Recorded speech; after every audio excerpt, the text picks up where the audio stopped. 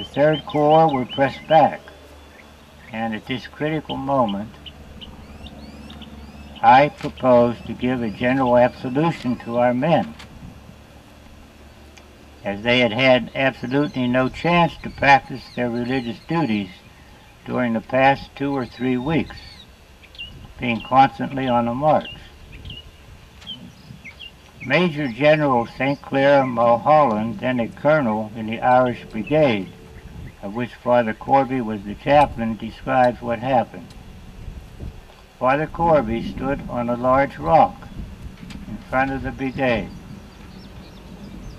Addressing the men, he explained what he was about to do, saying that each one could receive the benefit of the absolution by making a sincere act of contrition and firmly resolving to embrace the first opportunity of confessing his sins, urging them to do their duty and reminding them of the high and sacred nature of their trust as soldiers and the noble object for which they fought. The brigade was standing at order arms.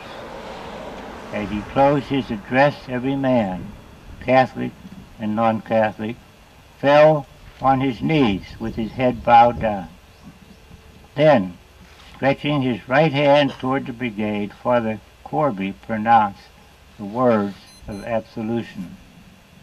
General Mulholland then quotes the words of absolution in Latin, and he concludes with more details and comments about how in a half hour many who knelt for the absolution would be dead.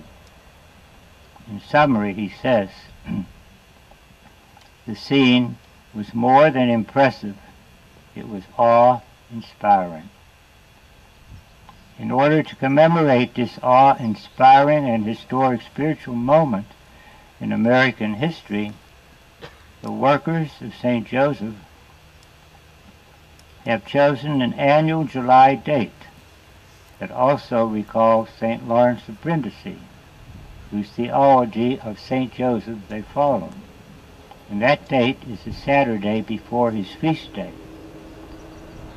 And this year, 2001, it happens to be his feast day. Today, the 21st, is the feast of St. Lawrence of Brindisi. And so from the richly eventful life of St. Lawrence, who was a Capuchin and a doctor of the Church, it's appropriate to recall a military event in his life. He too was a chaplain at different times. And in the Battle of Stuhl-Weissenberg, about 35 miles southwest of Budapest, the 11th and 13th of October, 1601, St. Lawrence inspired the Christian army of 18,000 to a victory over 60,000 Turks.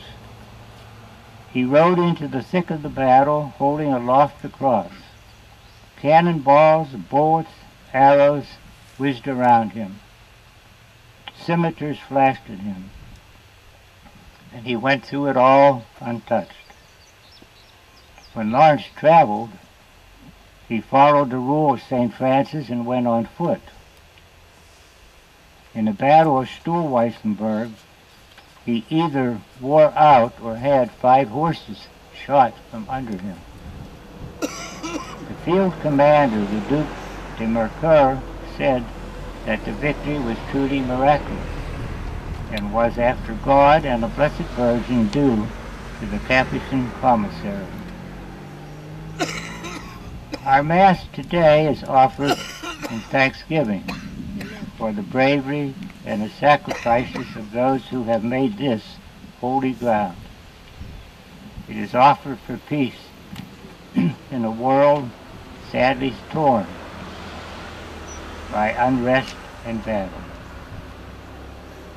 But we trust that God, in his infinite love and in the wisdom of his plans for salvation, will use the current suffering of many from war, hunger, and disease and make it redemptive.